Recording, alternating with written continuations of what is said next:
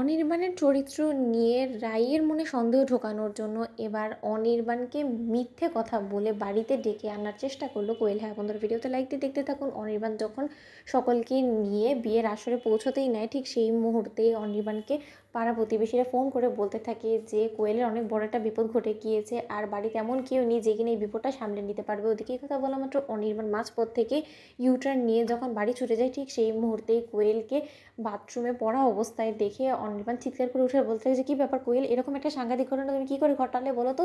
ওদিকে এই কথা বলা মাত্র পাড়া প্রতিবেশীরা বলতে থাকে যে আমরাও আসলে ওর এর চিৎকার চেঁচামেচি আওয়াজ শুনে এসেছি। আমরা শুনেছি যে রাইয়ের নাকি বোনের বিয়ে বলে কথা, আর তার জন্য ওই বাড়িতে নিয়ে এখন এই মুহূর্তে একাই বাচ্চা মেয়েটাকে নিয়ে মেয়েটা কী করে নিজেকে সামলাবে, তার জন্য আসলে তোমাকে ফোন করা। অনির্বাণ ওদিকে অনির্বাণ বলতে থাকে যে না না পিসিমণি, তোমরা সকলে মিলে আমাকে ফোন করেছো, ঠিক করেছো।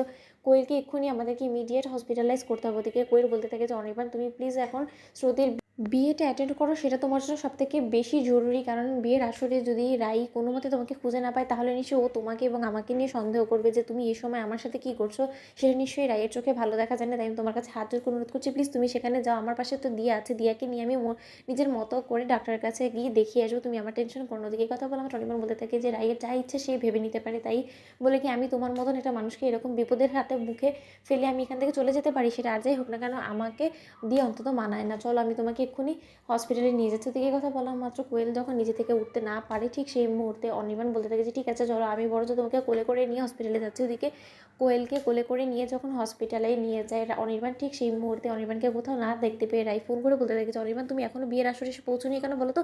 সকল গেস্ট থেকে শুরু করে বরযাত্রী সকলে চলে এসেছে, সকলে তোমার বিষয়ে খোঁজখবর নেওয়ার চেষ্টা করছে, জিজ্ঞেস করছে আমি কী বলবো বলো তো। তখন অনির্বাণ বলতে থাকে যে রাই তোমার যা ইচ্ছে তুমি বলে দিতে পারো, কারণ এই মুহূর্তে আমি হসপিটালে আছি আর আমি চাই না কোনো মতে এই অবস্থায় কোয়েলকে ফেলে ওখানে আনন্দ করতে, কারণ সেটা আর যাই হোক না কেন আমার ধর্মে শুইবে না। তখন এই কথা শোনা মাত্র রাই বলতে থাকে যে হসপিটালাইজ কী হয়েছে বলো তো। তখন অনির্বাণ বলতে থাকে যে কোয়েল পা পিছলে বাথরুমে পড়ে গিয়ে চরম আঘাত পেয়েছে, আর তার ফলে ওকে আমাকে কোলে করে নিয়ে হসপিটালাইজ করতে হয়েছে। রাই তার জন্য আর যাই হোক না কেন মানবতার খাতিরে হলেও তুমি যেহেতু ওকে আশ্রয় দিয়েছো, তাই ওর ভালো খারাপের দায়িত্বটা আমাদের উপরে বর্তায়, তার জন্যই আমি ওর পাশে এই মুহূর্তে আছি, তুমি বরঞ্চ সেই দিকটা সামলে নাও। দিকে এই কথা বলা মাত্র কোয়েল বলতে থাকে ডাক্তারবাবুকে যে ডাক্তারবাবু আমার পায়ে সেরকম কোনো কিছু হয়নি, আমি মিথ্যে অভিনয় করেছি, তাই আপনি আর যাই হোক না কেন লোক দেখানোর জন্য হলো আমাকে একটু প্লাস্টার করে দেবেন। ওদিকে কথা বলা মাত্র ডাক্তারবাবু বলতে থাকে যে আমি আপনার কথা শুনে মিথ্যে কথা কেন বলবো বাইরে গিয়ে বলুন তো। তখন কোয়েল বলতে থাকে যে আসলে আমি ওদের বাড়িতে আশ্রয় নেওয়ার জন্যই এই মিথ্যে অভিনয়টা করছি। প্লিজ আমি অন্তত আমার মেয়েকে নিয়ে আর পথে বসতে চাই না, তার জন্য আপনি আমাকে একটু হলেও সহায়তা করুন প্লিজ। আপনি আমার জন্য অন্তত আমার বাচ্চাটা মুখ চেয়ে অন্তত এই মিথ্যাটা বলুন প্লিজ অনির্বাণের কাছে কি। ডাক্তারবাবু অনির্বাণকে বলতে থাকে যে দেখুন ওনার জন্য খুনের জন্য একটা মানুষ লাগবে, তার থেকে বড় কথা ওনাকে অবশ্যই আপনাকে হেল্প করতে হবে এই মুহূর্তে। তো বন্ধুদের ভিডিওটি ভালো লাগতে লাইক শেয়ার করে সাবস্ক্রাইব করতে বলুন।